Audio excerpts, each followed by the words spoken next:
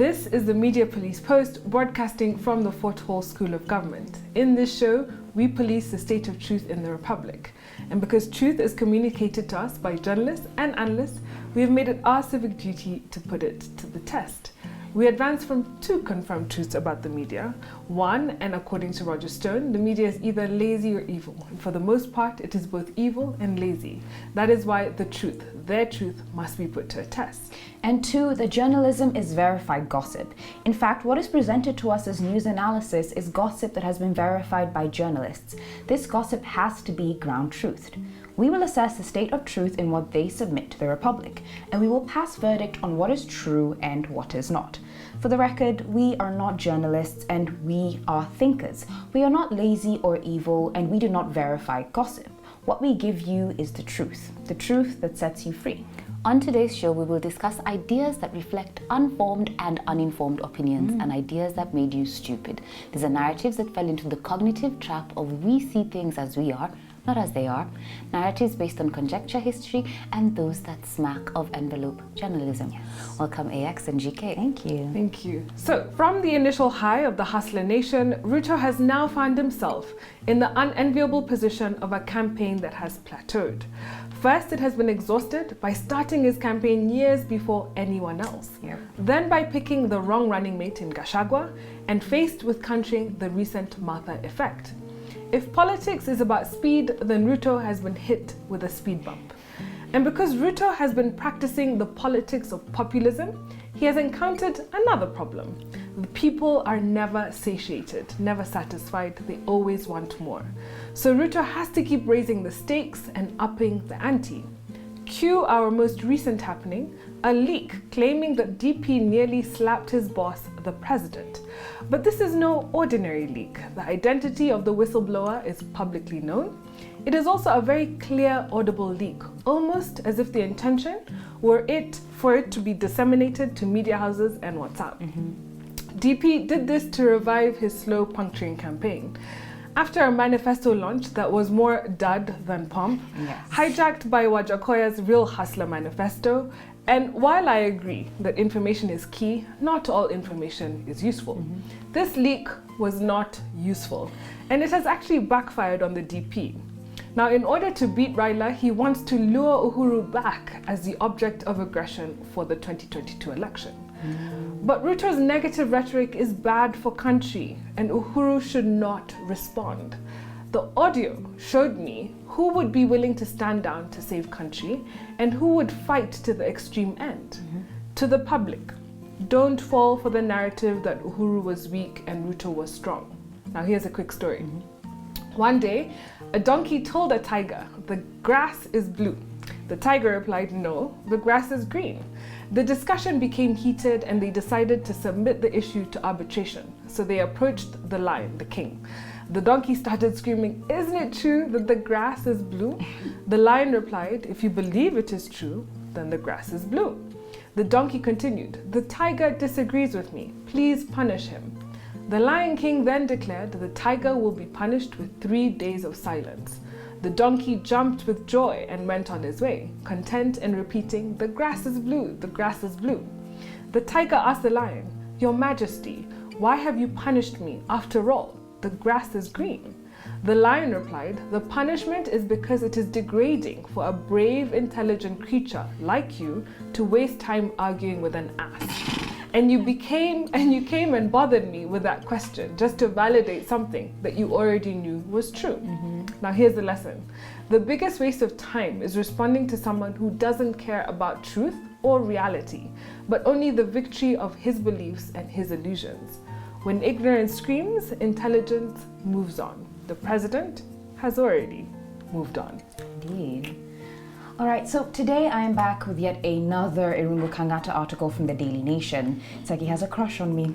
In a piece titled, "Could Wajackoyah's legalized ganja candidature be Raila's secret card?" Kangata attempts to link the Wajackoyah candidacy to Raila in a very clear attempt to delegitimize his platform and therefore Ruto's apparent losses. And he does a very poor job of it.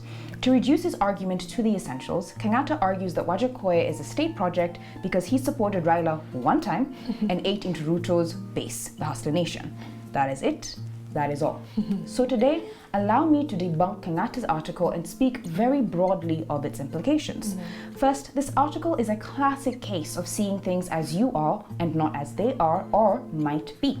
Remember that Kangata is part of the UDA school of thought, that every defeat, every loss is the fault of the state and not Ruto's poor strategy. And as a result, Kangata ignores a far more obvious explanation. That because Ruto does not hold a monopoly on the Hustler Nation, simply because he trademarked the name, the Hustlers are free to change their allegiances. And perhaps they have realized that Ruto is not the true hustler and switched to a man who is, Wajackoyah. But since Kangata seems so intent on painting Wajackoyah's candidacy as a pseudo-democratic tactic employed by those seeking to guarantee a Raila victory, let us interrogate this. For Kangata, and according to the source he cites, that is Nick Cheeseman and Brian Klass's book, How to Rig an Election, a pseudo-democratic candidate is one who supports, or rather who enjoys support from the state. This support alters the fundamental component of democracy, that is a free and fair election or competition, by tipping the scales in favor of one candidate or another. Therefore, the question Kangata ought to have asked is who between Ruto and Wajackoyah is a pseudo-democratic candidate. Condemning Wajackoyah because, and I quote, he has been getting acres of free media publicity while Moore has not, is not enough. Wajackoyah is covered by the media because he's entertaining and relevant. Moore, up to this morning, when he launched his campaign manifesto, was not. Furthermore, characterizing Wajackoyah as pseudo-democratic for advocating for cannabis legalization whilst enjoying police protection confuses democracy for legality. Colonialism, apartheid, and the war on drugs itself were all legal, despite being pseudo-democratic. So, since Kangata fervently believes in the deployment of a pseudo-democratic candidacy, and this candidate is not Wajackoyah, is it possible he means William Ruto? I ask because more evidence exists pointing Ruto as the beneficiary of state support than any other candidate. Ruto is the offspring of the Kanu Jogo. That is why he likes chicken so much. Ruto informed small parties that they had to fold to join UDA and rejected Kindiki, who had more votes in favor of Gachagua. And yet, Kangata is not quick to label Ruto as pseudo-democratic. Clearly, Kangata is seeing things as he is and not as they are. Now, as a result of these factors, Kangata's article reads as a desperate attempt to delegitimize Wajackoyah's platform by painting him as a state project. This was the only way Kangata could explain Ruto's sudden dip in popularity amongst the hustlers. And in so doing, Kangata suggests that to outcompete Ruto on his own turf is a sign of state interference, when in fact it is a sign of politics simple. But what does it say that the intellectual arm of Ruto's party, as represented by Kangata, is so quick to term, or rather to delegitimize this competition, when competition is the hallmark of democracy? What does it mean that Kangata does not look for internal reasons for Ruto's failure to remain attractive to his base, but instead blames everyone else, when accountability is the hallmark of democracy? Is it suggestive of a plot to seize more than the state, but democracy itself? Wow. Yeah. Allow me to flip your argument. Yes. Today I'd like to talk about a column by Daisy Mariti Maina published in The Standard titled, Could Wajackoyah be Ruto's decoy gone awry? In this column, as the title suggests, Miss Mariti Maina argues that Wajackoyah is a Ruto project, and she gives 3 reasons for her argument. 1, Wajackoyah's sinful, Bangi-based candidature was meant to contrast Ruto's virtuous, Bible-based campaign, perhaps to bring out that women's guild vote. But this strategy backfired. Wajackoyah inspired a generation of weed-smoking youth with the promise that their weed could just become legal. 2, Wajackoyah's outlandish proposals were meant to make Ruto's manifesto promises look good, even logical, though they were complex, ambitious, and even improbable.